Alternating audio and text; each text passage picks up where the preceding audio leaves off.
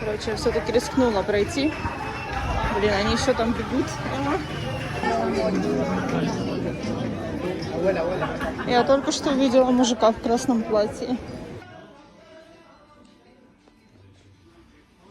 Ничего необычного, строители поют песни.